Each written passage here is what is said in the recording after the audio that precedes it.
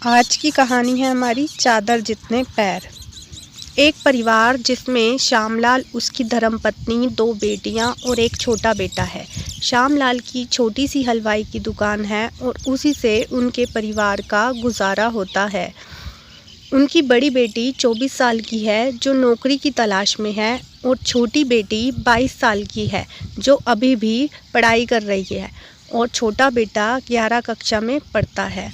उनकी दोनों बेटियां बहुत ही फैशन वाली हैं और बहुत बड़े बड़े शौक़ रखती हैं। एक कैटरीना तो दूसरी आलिया से कम नहीं है। रोज़ कुछ ना कुछ नए नए खर्चे करती ही रहती हैं।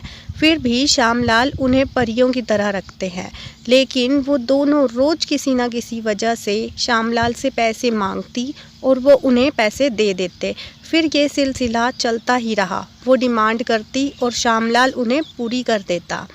एक दिन श्यामलाल कुछ काम से शहर से बाहर गए और लौटते वक्त उनका एक्सीडेंट हो गया। मौजूद लोग उन्हें पास के हॉस्पिटल ले गए और उनके घर वालों को इत्तला कर दिया। वे खून से लथपथ पड़े थे और उनके परिवार वाले वहां पहुंचे। डॉक्टर ने उनकी बेटी से फॉर्मेलिटी पूरी करने को कहा ताकि उनका इलाज जल्द से जल्द शुरू हो सके और साथ ही उन्हें हॉस्पिटल में 1 लाख रुपए जमा करने को कहा जो शायद उनके पास थे ही नहीं। जो भी पैसे वो पापा से लेती थी उन्हें वो अपने ऐशो आराम में खर्च कर देती थी। उसने अपनी माँ से कहा, घर पर तो पैसे पड़े ही होंगे ना। उनकी माँ ने कहा, इतना तो कमाते नहीं कि घर में पैसा रख सके। जो लाते हैं कमाकर वो रोहन की पढ़ाई में, तुम्हारे खर्चे और घर खर्च में लग जाते हैं। लड़की ने सोचा बैंक में तो पैसे मिल ही जाएंगे।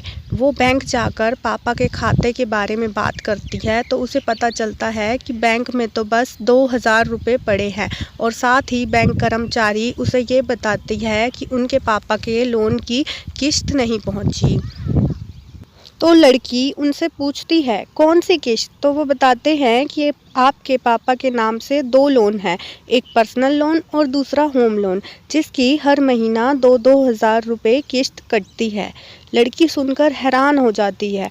फिर वो अपने रिश्तेदारों के पास जाती है जहाँ से उसे पता चलता है कि उसके पापा ने पहले ही उधार पैसे ले रखे हैं। लड़की को वहाँ से भी पैसे नहीं मिलते। लड़की फिर परेशान हो जाती है। उसके पापा हॉस्पिटल में मरने की हालत में पड़े हैं।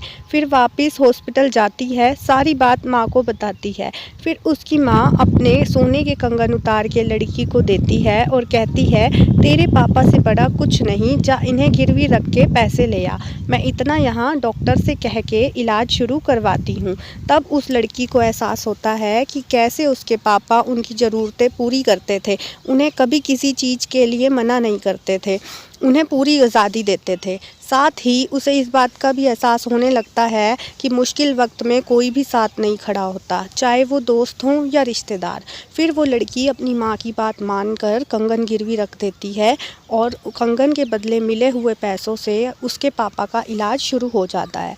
फिर दिन गुजरते हैं। कुछ दिनों में उसके पापा ठीक हो जाते हैं। वो अपने पापा के गले लग जाती है और कहती है, आप इतना कुछ सहते रहे, हमें किसी भी चीज़ के लिए मना क्यों नहीं किया?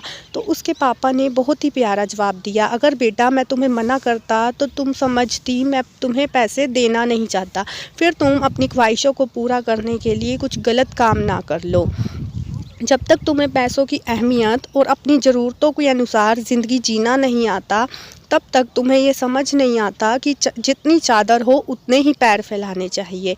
चादर को बड़ी बेशक कर लेना, पर पैरों को हमेशा चादर के अंदर ही रखना।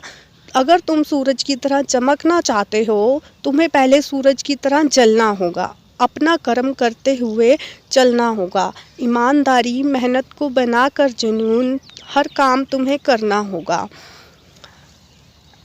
आएंगी कई मुश्किलें रास्तों पर तुम्हारे, पर तुम्हें सब्र के हर बांध से गुजरना होगा। सच्चाई के रास्ते पर तुम्हें चलना होगा, क्योंकि वहाँ भीड़ कम होती है। मिलेंगे बहुत ऐसे जो डगमगाएंगे तुम्हें रास्ते से, पर तुम्हें अडिग रहना होगा। जितनी चादर हो उतने ही पैर फैलाना। चादर को बड़ी बेशक कर लेना, पर पैरों को हमेशा चादर के अंदर ही रखना।